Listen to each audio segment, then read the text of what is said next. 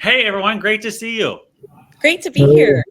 Hey. Hi. So grateful for you to be part of our World Snorkel Day.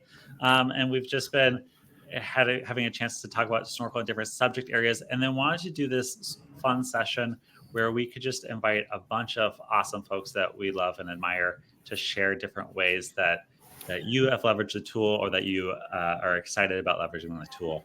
And so, yeah, really grateful for you being here. Thank you. I think we'll maybe just work our way here from left to right. So if Kim, if you want to go first, and then Sure. Andrew, and then Eric, and then Larissa, and then Stephen, we'll work our way through that. And yeah, super, super grateful. We even are starting a couple minutes early, which means that if you go a couple minutes early over, it won't be a big deal. Okay, cool. Sorry, guys. I'll try not to. Can I present? Yes, let me stop presenting here and I'll put yours up on the screen. Okay. Do I click present? Yeah, if you click that present button, I just want to make sure. Center, then I should be able to put it on the screen there. Andrew, love the Hawaiian shirt. Larissa, love the hat. Had to go all in, man. Yeah, looking good.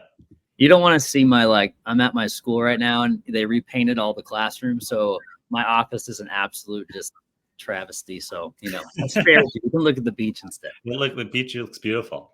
All right. Hi, everybody. I'm Kim, and I am coming to you live from our Notre Dame Academy for EduProtocols.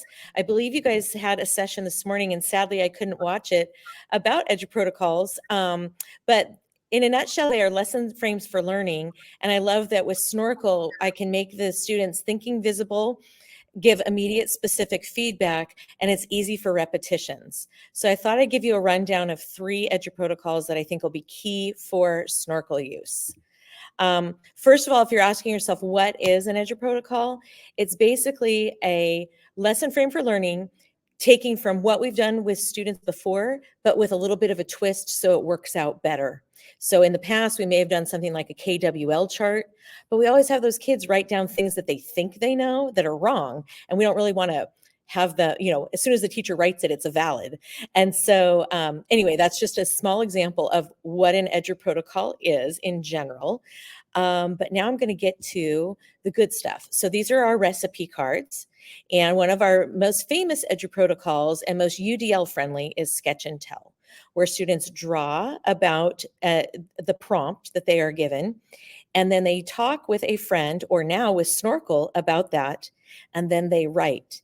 And what I'm envisioning for Snorkl is the student can open up the Snorkl portal, sketch their prompt, and tell Snorkl their prompt before they get over here and type it, so that Snorkl can give them some feedback on their prompt, so that they're including everything. I tried this out with the peanut butter and jelly prompt that you guys have for teachers to try out, and got some really good feedback that I was missing in my peanut butter and jelly prompt. So I think that would be a great way that kids would know that they're on the right track.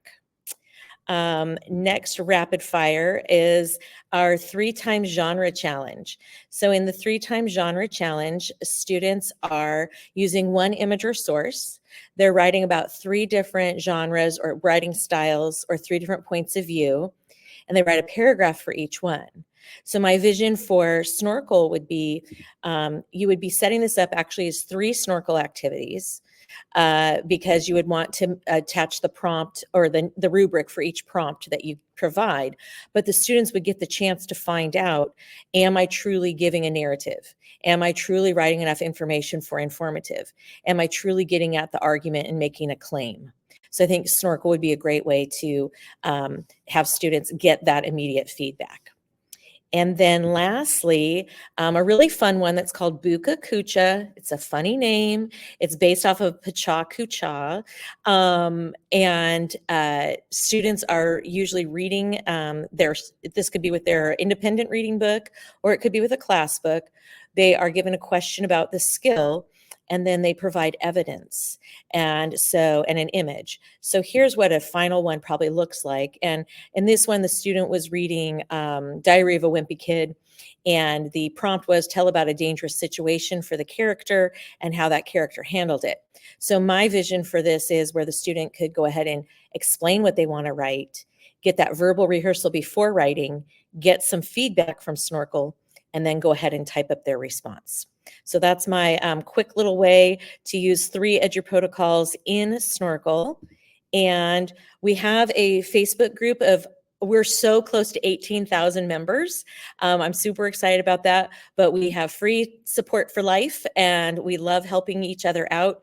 You can also find me at kvogie71 on Twitter, and I have my email there, email address there for you. I have about a 12-hour turnaround time on email. So thank you so much for letting me give you some hints on Snorkl with EduProtocols. Huge thank you to you, Kim. I know my co-founder Jeff was just at a EduProtocols conference this last week, and just had a great time. And just the resources that you all have put together has been really powerful. So super excited to encourage and support folks in other ways they can use those protocols with Snorkl as well. Thank you for allowing me to share. Of course. Andrew, can we kick it over to you next? Yes, sir. I'm ready. All right. All right. So first, my name is Andrew Davies. I am a digital learning coach here in Texas. And in all transparency, last year I did not have time to start using Snorkl with students, and I actually started doing more deep diving kind of in May at the end of the school year. And then all summer, I've just been kind of brain dumping ideas and how I might present it to teachers and use it with class in each classroom. And so I'm just going to kind of present to you just some of my brain dump and some of my ideas on, okay, what might I do, with my elementary students here on my 2 campuses. So let me share real quickly so I can show you this. Hold on. Oops. Let's see here. All right. Okay, everybody see that okay? Sure we're good. Okay. All right, very quick 5-minute Snorkl. Here we go. Okay, so a couple of ideas. First of all, my biggest excitement, my biggest wow factor with Snorkl is the idea of, in an elementary classroom especially, teachers are constantly trying to meet every student's needs, right? By bringing them to a teacher table, working with them one-on-one. But then you have all your students who are working independently or with a partner, and you don't necessarily always get to hear or see that thinking. And so my excitement here is that I'm going to be able to, and my teachers are going to be able to still pull those small groups of students who need that one-on-one attention, but then every other student is still getting really good feedback. And one little aside that I'll share that I've kind of shared with a lot of teachers on my 2 campuses that are reluctant to use these tools and reluctant to use AI, I kind of stop them in their tracks when I say, well, imagine that I come into your classroom, I give your students some feedback on the work, the writing that they're doing, right? My feedback might look different than your feedback, right? It's still decent, good feedback, and it's something that students can use, they can think about critically. So it's like having a second teacher in the room, right? It's someone else that's going to give them feedback. It's like having a student partnered with them that's going to give them feedback as well. The student may not agree with the feedback, and that's okay. They can have those conversations and think critically there. So anyways, so in the ELAR classroom, just some simple, quick ideas. So one thing that I tested out myself was kind of utilizing the old story arc and having students kind of retell a story to Snorkl, and then having Snorkl kind of give feedback on that story. And I was actually really impressed. I used the book Holes in my example, and I specified a chapter, and it was actually able to give me feedback specifically on that chapter, which was kind of shocked me a little bit. I wasn't sure if it was going to actually be able to pull some of the information from those chapters. And so I just thought that might be a pretty fun idea, is having them get to have those conversations about a book that they're reading. And then I actually tried, uploading different graphic organizers to see how the AI would react. And I love that it actually seemed to read and understand what graphic organizer I was placing on the screen. So it was able to kind of walk students through how well they were able to, in this case, talk about the rising action, the climax, and the resolution. The next one, try to go fast here. So as far as math is concerned, now I've always been a math and science guy. I taught 4th and 5th grade math for a long time. And my biggest excitement with math here is pre-assessments. So I always use pre-assessments in my classroom. But you only get so much from a quick multiple choice pre-assessment. And when you're trying to make determinations on how can I differentiate my lessons based on a pre-assessment, it's pretty important to not really truly understand how much do my students know already. So if I'm going to send students off to do a project rather than do what we're doing in class because they show mastery, I want to really know that they show mastery. And I feel like Snorkl is going to make that much easier to do as a teacher, to be able to watch and listen to them explain something rather than just take a quick 5-question multiple choice quiz that determines whether or not you get to do a project, right? So just for example, I tried this out with geometry, just the good old question of why is a square a rectangle and not vice versa. I just feel like having students speak and share their thoughts on that ahead of time before a lesson would be really powerful in seeing what they truly understand. And then I just put a little note as far as the math is concerned. I tried another activity where I put a bunch of different pictures of items off Amazon on Snorkl, and then the students were supposed to estimate the prices of each item and then the total cost, and then explain the reasoning. And the only thing I noticed was sometimes the numbers, right? When it's trying to pull data from pictures and try to put numbers to pictures, you got to be really careful there. So I kind of highlighted on that little video on the screen. I guess it's not playing, but just kind of going back to make sure you double check those types of things as you would with all things AI. And then, and I put at the bottom there as well, guided discourse. This is, I noticed the option that after you create the assignment, you can allow students to see each other's work and then also comment. And I feel like that's huge, especially in math, when you're, doing a problem-solving problem, you're trying to put up on the screen, okay, what was the solution you agreed with? Why do you agree with this? I feel like Snorkl is perfect for that. All right, next, real quick, real fast. So for science, really excited about science and Snorkl, especially since there's so many, diagrams and different things that students are having to interact with in science. And just one quick idea I threw it together and tried out was I put a picture of a bunch of different habitats. And in the instructions I told students to circle one in red, one in blue. And then you have to describe or talk about the differences between those two. And Snorkl did beautifully with that.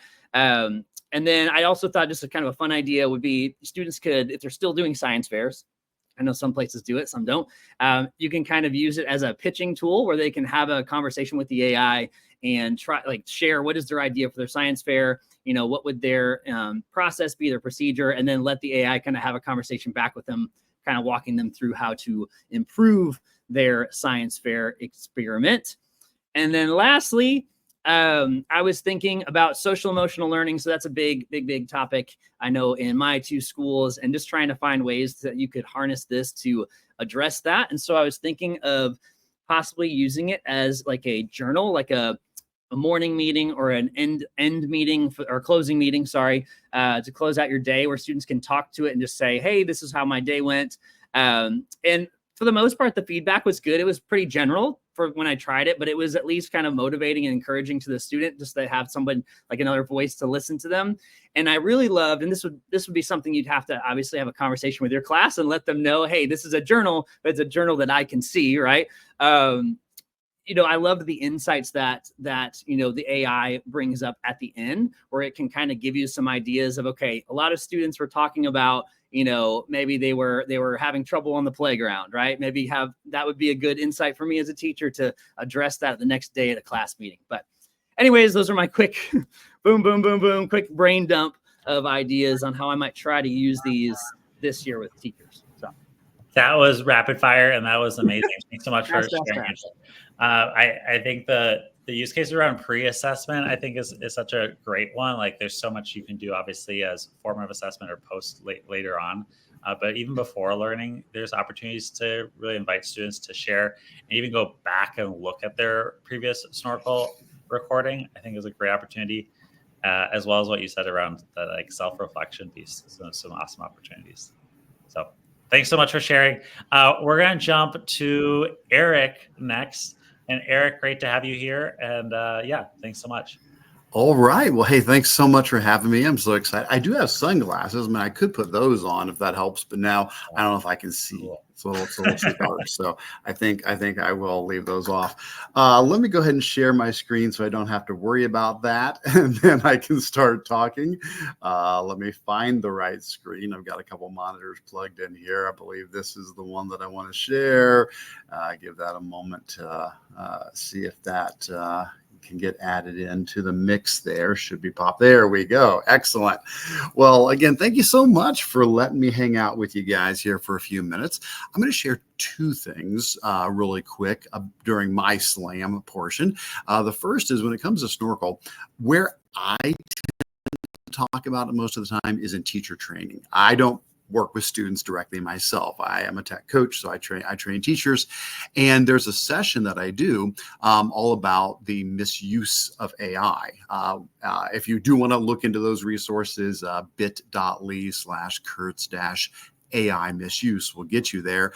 So that's a whole like hour-long, 90-minute-long session I do on addressing potential misuses of AI. Because as much as I'm always positive and I love all the amazing things we can do with AI to help teachers and help students, it's not responsible to avoid, the potential problems. We do need to address those and talk about them. Well, Snorkl shows up a lot of times, well, all the time in that session, because one of the things I end up talking about is ways we can help address potential cheating. And there's a bunch of things to that. It's not like one little answer. It's like a whole wide range of things. But in that process, I'll jump down to the slide that I do that on. One of the things I talk about is involving more oral assessments. That can be something that can help. It can be an adjustment to our assignments and assessments, so that it's not that it's impossible to cheat, but it's harder to just copy and paste from an AI when you're being told to put this in your own words or explain it or talk through it. So we know how powerful that is. And the challenge is, it's not practical without technology. If you've got 125 students and they each give a 2-minute response, that's 4 hours you've got to listen to. That's really difficult. Where with Snorkl, it can go through and do that first pass on all of them, put them into the categories correct and incorrect and the different levels of explanation. So you can go back and say, well, these are the ones I need to listen to and go in a little bit deeper on. So that was my first quick heads up, is that I tend to talk about Snorkl a lot in that session on AI misuse. So definitely feel free to check that out. But because this is a slam, I wanted to, in the spirit of a slam, do something on the fringe, do something a little bit different. So what I'm going to do is I'm going to demonstrate a use that I know it's not officially a use that we maybe support Snorkl for, or that the Snorkl does, but I think it's an option. It's something that we can kind of push the boundaries on and see, and that is assessing fluency. Because we're having students speak. What if we could leverage that to get at least a feel? We're not talking, thorough, but a feel for student fluency. And so what I've done is I went ahead and I created in my library, I created a reading fluency assignment here. And basically what it is, I simply just put a blurb, a couple of sentences here, and I said, read this following passage aloud. So that's the assignment, is to have it read aloud. And then for Snorkl, I said, hey, this is language arts, elementary school, gave them the same directions. And here's what I want. The student should read the text exactly as it is written. The student should pronounce the words correctly on the first try, read all the words in the proper order, and not skip any words. So with that said, let's pull a student over and let's try it really quick here. So what I'm going to do, and I'll do this real fast here, and I will be making mistakes. So just so you know, heads up, I'm going to intentionally make some mistakes here. I'm going to hit record and I'm going to, read this, and I'll throw in a few errors as I go. And I'm not really going to be drawing on the screen. So in this case, I'm not taking advantage of the markup tools. In this case, we're just recording the voice. Let's try this out real quick here. Emily loves balloons, even her favorite one with a shiny ribbon. On a sunny day, she took it to the park. Sadly, a strong wind blew and tugged at her balloon. It slipped out of her hand and flied up into the sky. "Oh no," cried Emily. She watched as her balloon dived higher and higher. Emily felt a little sad, but then she smiled. "Maybe my balloon is going on an adventure," she said.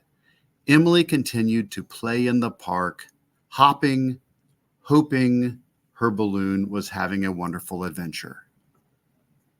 All right, there we go. And of course, they could, play it back and listen to it themselves, but we'll just go ahead and submit that and give it a moment to process. So while that's processing, let me show you. I tested this a couple of times on some other accounts, so we'll let that process there. But over here as the teacher, if I go in to my class here and I go into that particular assignment on reading fluency, you'll see, here's one that I did earlier, where again I made some mistakes, and you can see over here it's saying, okay, that wasn't correct, got a 2 out of 4, and it gave some very specific areas of like where the student had made a mistake, putting in different words, saying flied instead of floated, things like that. Here's an example where I did it twice. And you can come up here and, of course, see the 2 different responses. The first, I didn't do very well, only got a 1 out of 4, but then I can always record it a second time and try to improve those things.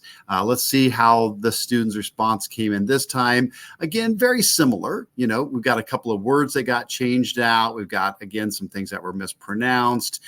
We've got an extra word put in there. And so now the student could, of course, hit respond again and go back through. Now they've had a little bit of instruction there on some areas, and so they could read it each time and get that improvement on there. So again, not necessarily something that initially Snorkl was designed to do, but I thought, hey, it's a slam, so let's try something a little bit different there. And there are a lot of wonderful tools out there that do help with fluency. Microsoft has some, and other tools from other companies, but I thought this might be a neat way to see how Snorkl could stretch a little bit into this area. There you go.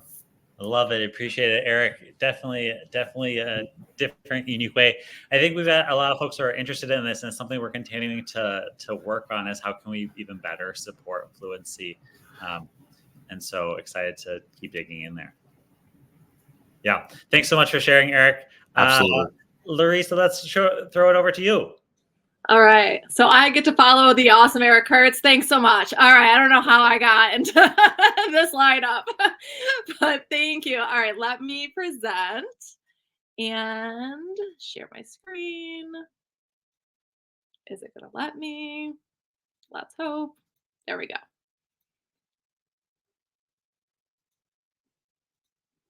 Is it working? Good. Awesome. All right, let me share. Oops.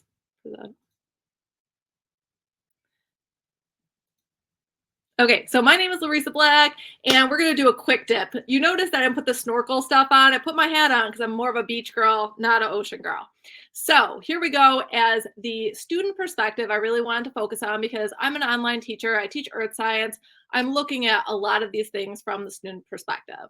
So I've been a science teacher for 16 years, founder of TeachWise AI, also an EduGuardian. If you're not one yet, please go to eduguardian5.com and sign up. I have my master's degree in science education. I'm passionate about tech tools, and I do photography.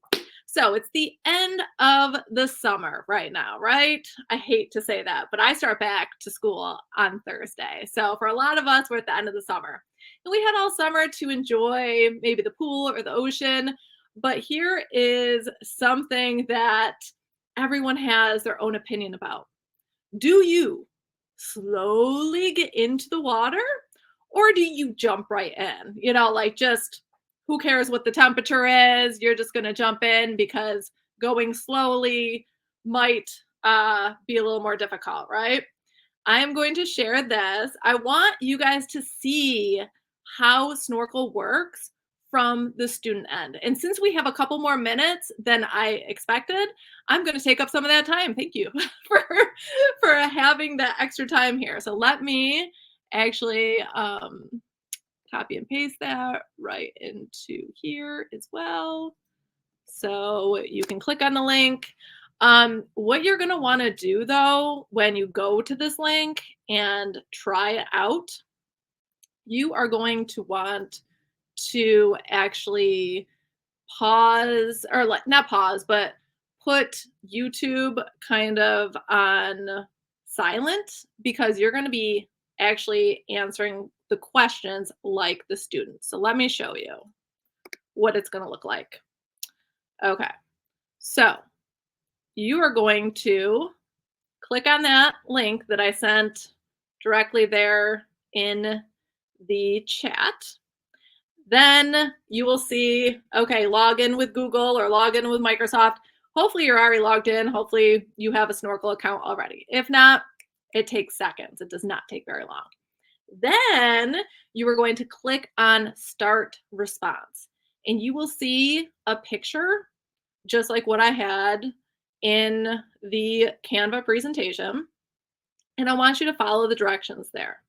I want you to circle the option of how you would prefer to get into the water.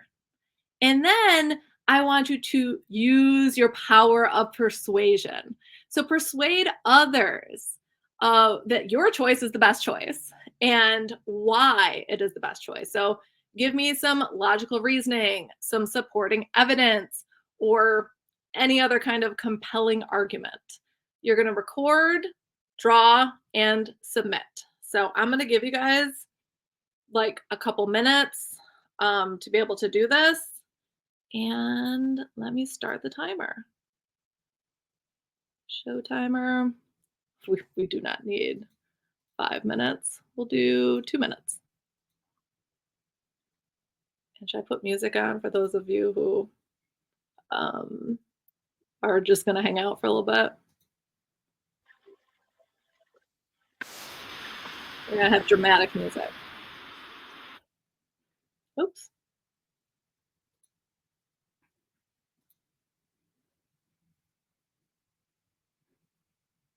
I don't have my double screen working right now, so there we go.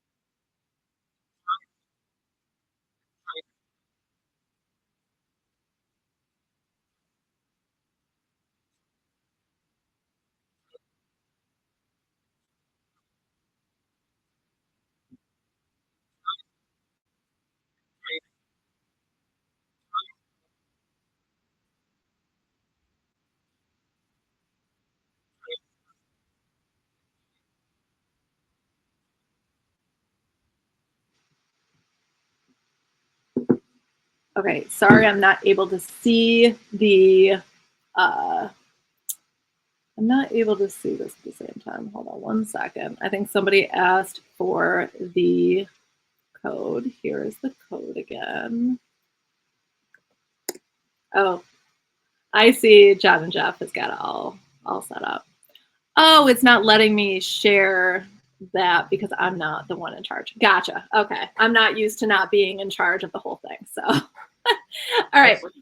I've given you guys a little bit of time. I'm going to continue on because, you know, I only have, 2 more minutes. So feel free to do that on your own time if you want to, but I just want to let you know the settings that I had put on this example. You will be able to collaborate with other students. So you'll be able to see other students' work and you can comment on that. And then I did use the setup for AI feedback so that you would get automatic approval for that. Like you will see AI feedback immediately. I don't have to approve it. But if you're one of those teachers who's like, I'm not sure I really want AI to give students information without me seeing it first, you can turn on to where you have to approve it first, which I love. Okay, real quick, these are some of my students' answers from this year. Again, I'm an earth science teacher, so we're really looking a lot at graphs and interpreting graphs. And we're talking at the end of the year, we're talking about carbon dioxide levels and how that relationship to Antarctic temperatures occurs. And this is just some of the student answers.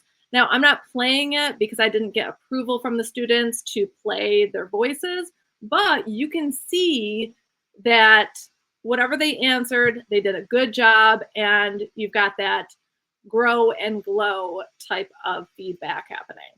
And then this one is a student who didn't really understand the connection, and that's okay because they just didn't get it yet.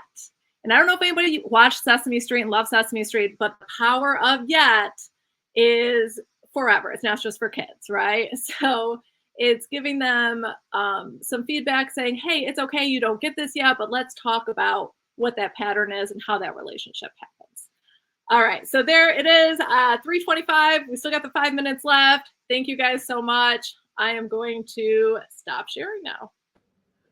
That was awesome, Lisa. And I see several responses going in there. I think people did get your first link, or some people found it, and Some people did. Okay. yeah. So lots of responses are in that Thank document. you. So thanks so much for sharing. That was really great. And I love that you also had a chance to use it with your students this last year and share that. We get the honor here of rounding off this time with Stephen, and pass it over to you to share. And if any of you are on our Facebook group, you'll see Stephen has just been an awesome contributor to the Snorkl Facebook community, and just want to say a special thank you and shout out for all that you've done on that group page, and pass it over to you. Thank you. So I do weird stuff and think weird. I'm a special education teacher, so that's where I get all my weird ideas and thoughts from. So one idea I thought of was a self-reflection. So we all know we like students to reflect on their own learning.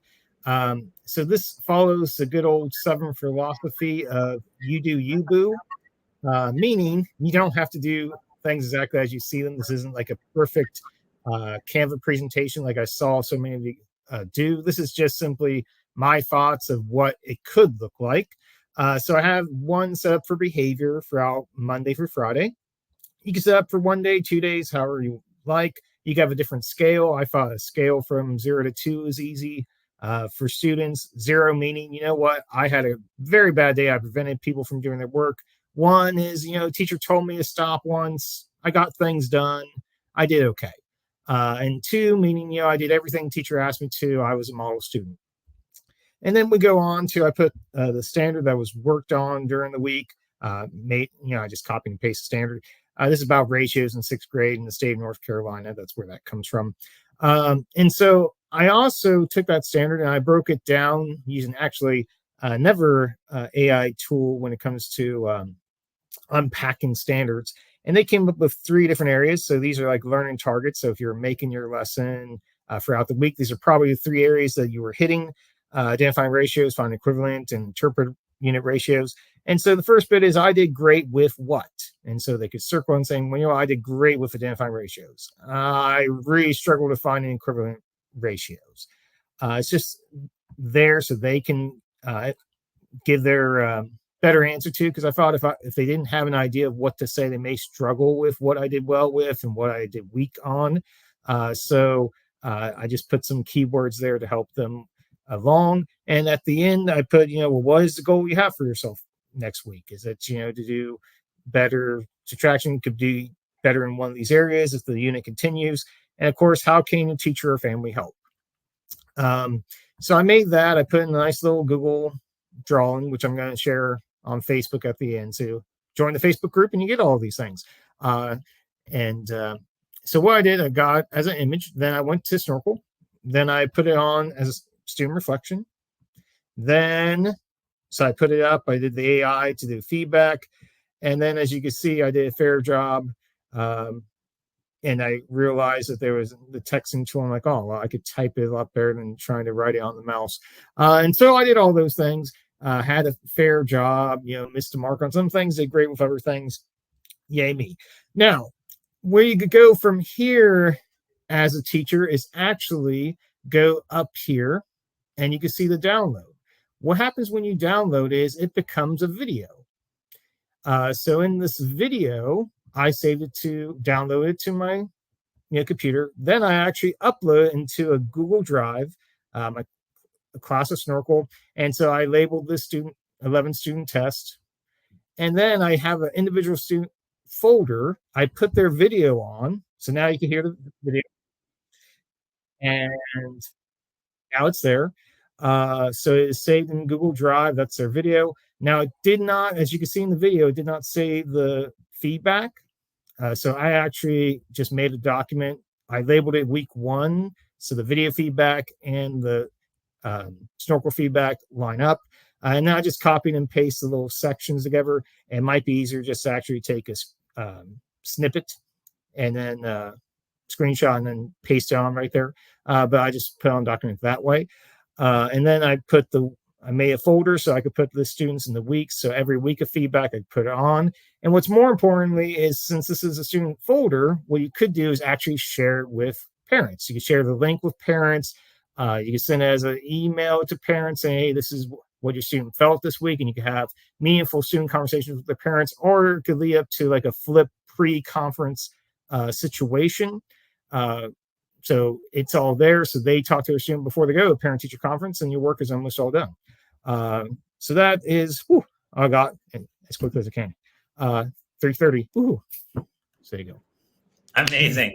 Huge thank you, Stephen. I think there's awesome things there around getting students to self-reflect, and then ways, like you said, to leverage that for conferences and conversations. We've got the portfolio view on the student side of Snorkl, so it saves students work over time.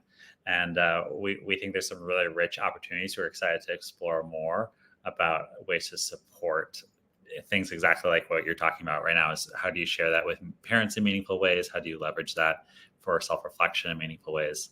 And really excited.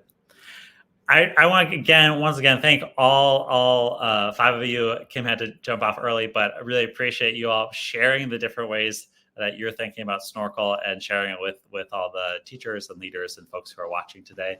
And yeah, appreciate you being here on World Snorkl Day.